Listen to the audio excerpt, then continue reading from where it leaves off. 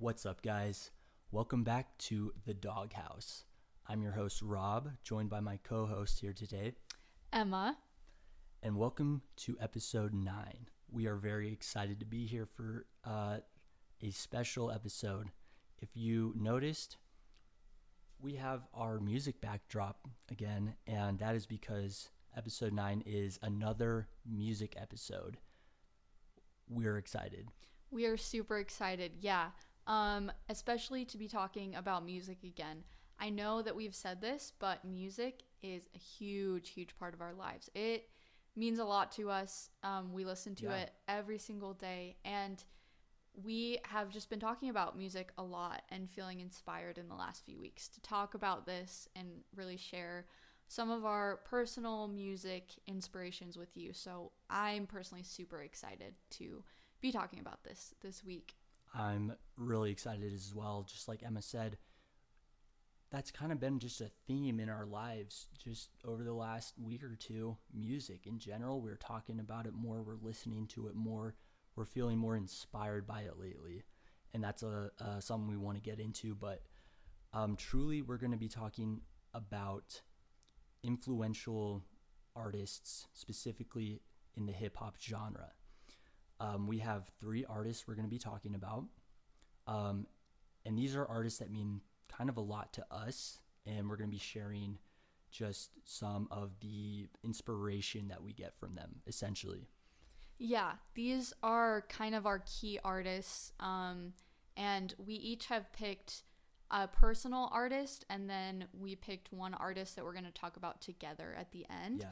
And even though they're personal artists, I can vouch that all 3 of these mean a lot to Quite me. a bit. All 3 of these people, and I think Rob can say the same thing. Absolutely. These are 3 artists that truly mean a great deal to us. And like I said, these are like influential artists. We're thinking of them a little bit as savior artists. That's a term we'll explain, but yeah, I will go ahead and jump into the first artist we have today. Mentioned him before, and he's definitely behind us on this wall. Yeah. Post Malone.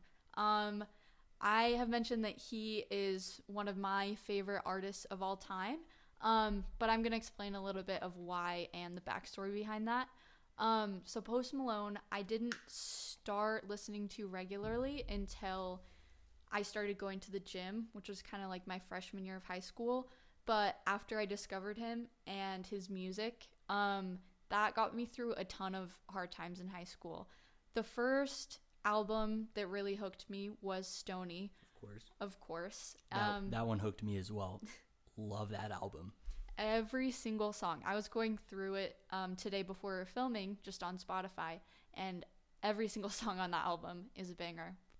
So like I was saying, Stoney was a super important album to me, specifically the song Feeling Whitney. Dude, it's not even one of his like harder hip-hop songs, but it makes me feel something every single time I listen to it. To me, that song isn't necessarily hip-hop at all, and that's something about Post that I love, truly. Same.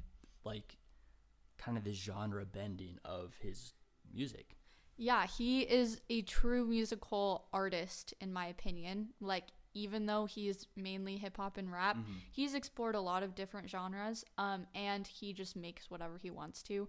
And that was especially clear on his Stoney album throughout the whole thing. And like I was saying earlier, too, that album and him and his music got me through a lot of hard times in high school. And a lot of workouts too, which were really difficult for me at first, especially when I started working out alone. Really intimidating, and having good music in my earbuds completely changed the game. And Post was one of the first artists that helped with that. And I'm going to kind of tie that back into what Rob said earlier about these are our savior artists, and explain that term a little bit. So savior artist to us kind of means that it was an artist that we really connect with and are inspired by, and like I said, got us through hard times. Post music really inspired me, and hearing him be so raw and vulnerable just with his music and his words and just the way that he sang was super inspiring and, helped me kind of realize a little bit more about creativity and like putting yourself out there and being real with the world, even when you're as famous as he is and he's gotten in the last like 5 or 10 years. So that's kind of what Savior Artist means to me, like just super inspiring. So the last thing that I want to talk about with Post is when I saw him live. And I have mentioned this in past videos, but I want to reiterate that seeing him live and seeing him perform that music live was really powerful for me because he was not performing for us. He was performing to sing his songs and sing his music, and that is so powerful to watch and be like in close proximity to him when he's doing that. And that really made it click for me, like he really loves this music and what he makes, and he's successful, and that's where I want to be. Like I want to be successful and love everything that I do so much that I will go and perform it nights and nights in a row, like on tour, and every single time like You're feel pouring it, your your heart and into it. soul. Just- So yeah, that also ties back into the Savior Artist thing. Like that really made it click, and that's was a huge. really inspirational moment every time Huge. I've seen him live. To jump in on Post Malone performing live real quick. So just on that point, I saw a video on Twitter this past week. We had a conversation about this off camera, but it was a video of him performing the song I Fall Apart, live. And the video was commenting on how much of a performance he was putting on. He wasn't just singing that song, he was feeling that song. His eyes were closed, his whole body was moving with the lyrics. You could just see the emotion on his face. And that's what Emma's talking about, just kind of that, being that genuine, being that much yourself when you have a creative expression or a performance like that. Truly inspiring. Yeah, super, super inspiring. That kind of wraps up what I was going to say about Post, but Rob's going to jump into his artist now. Yes. So for me, we'll go ahead and just jump right into it. My favorite hip-hop artist of all time, I can say that, and my savior artist for this episode is none other than Mac Miller.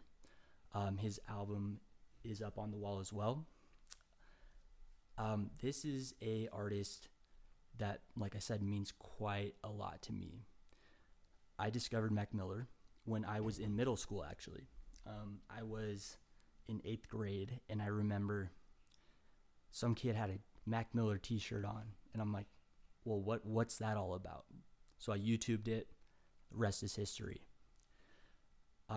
Some specific projects for Mac Miller I wanted to talk about, the ones that really kind of helped me get through some of my darker times. And I feel like, just a quick tangent, everyone might be able to point to a savior artist for themselves, just in general. Wouldn't you agree? I would agree. I feel like every time that music comes up and I start asking about people's favorite artists, a lot of the times they will have one artist that they're kind of cling on to, and they'll know all of the songs from, and they just love that artist. And and I know from personal experience with some of my friends and their kind of savior artists that artist did get through hard times. 100%. Like the savior artist being that first artist you truly feel like you connected with personally, not an artist that everyone else was listening to or that your friends recommended, one that you kind of personally got to know and discovered for yourself. And for me, that was 100% Mac Miller. Let's talk about Blue Slide Park. Such a great album. This one is so good. And right, just an hour ago before we started filming, Emma said she listened to it for the first time, and I just lit up, dude. I was so excited because that was one of the albums that kind of came out when I was in high school, and I just loved. There were so many good songs. It was so unique.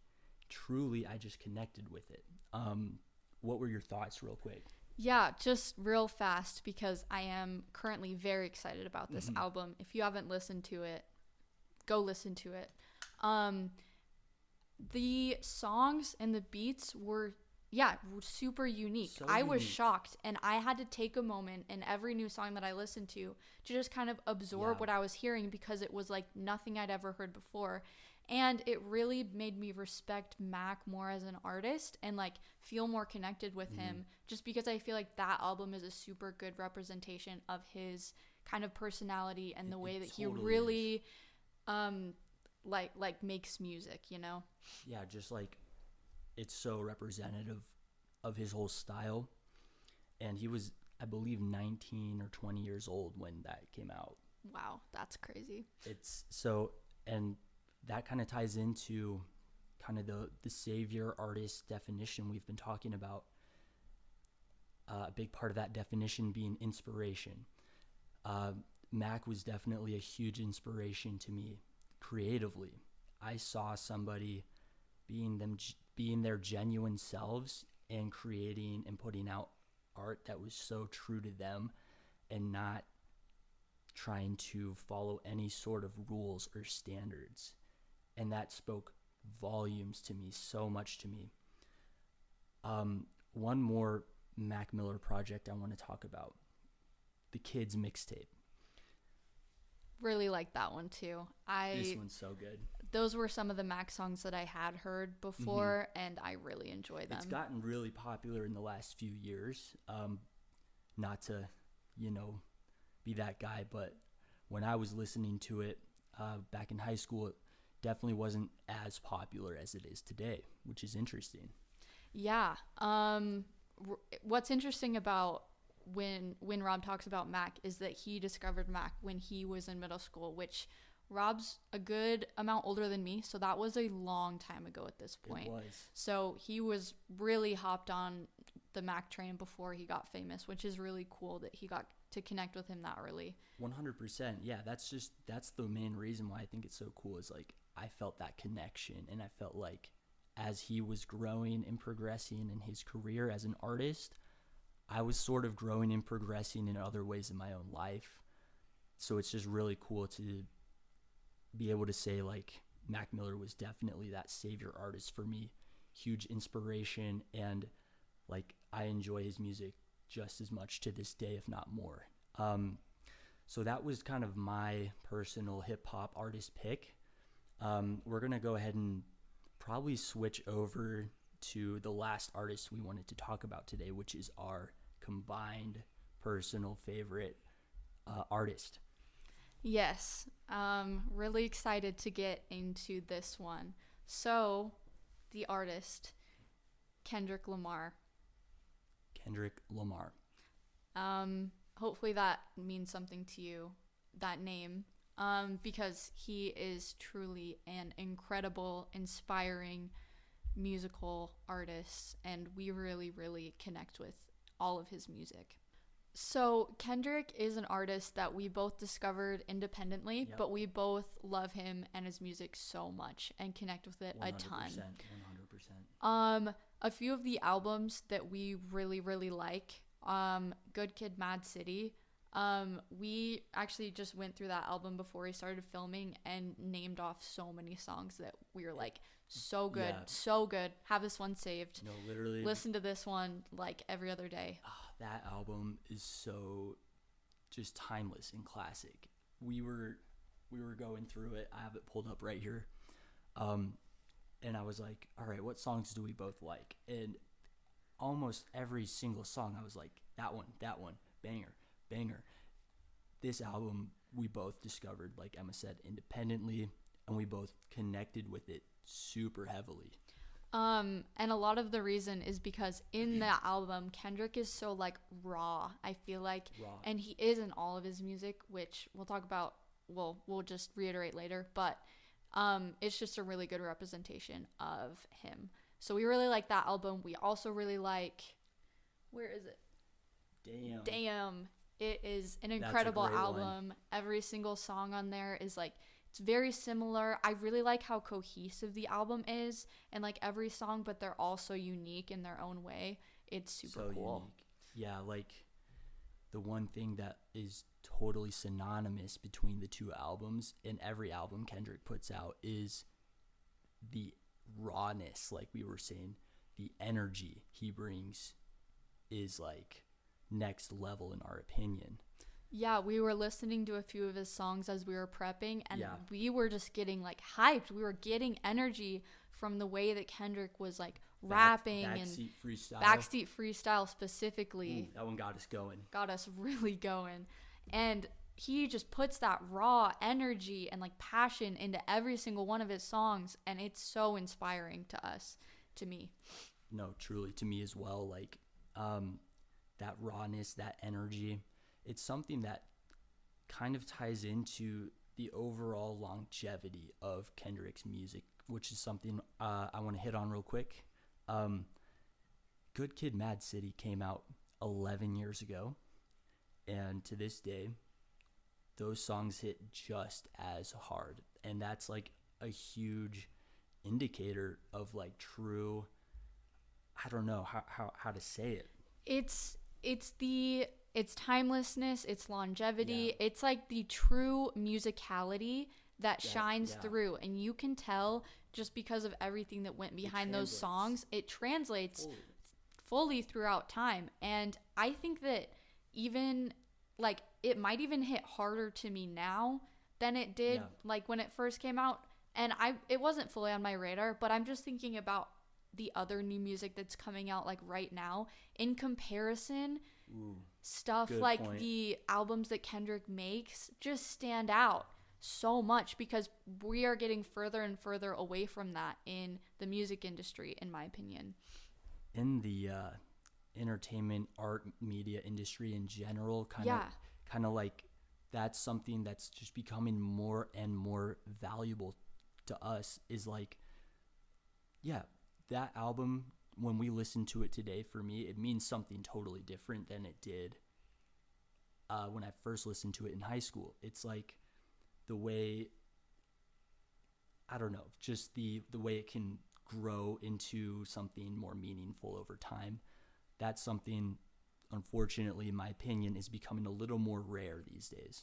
Yeah, there's more, I don't want to say like quick fixes with music, if that makes sense, but more stuff being put out that it's rushed, it's done by an AI, or it's just not done by the artist, or like there's just no feeling behind it. It's just done to make money and copy a trend. Copy a trend or something that a popular song did.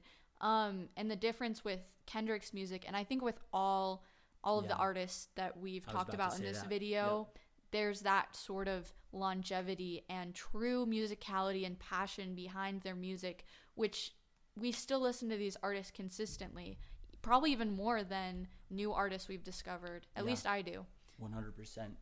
Me as well. Like, it's just become staple music choice for us, these artists. Every single one of them that we mentioned today.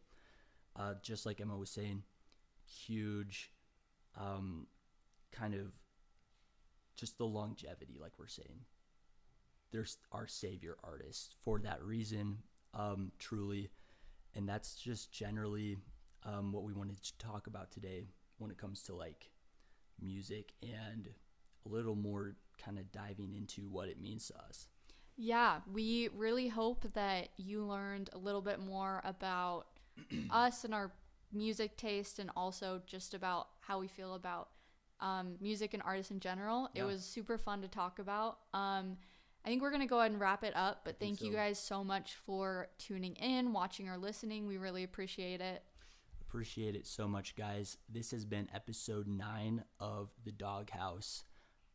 Thank you so much for watching, guys, truly. We will see you all next week. Peace.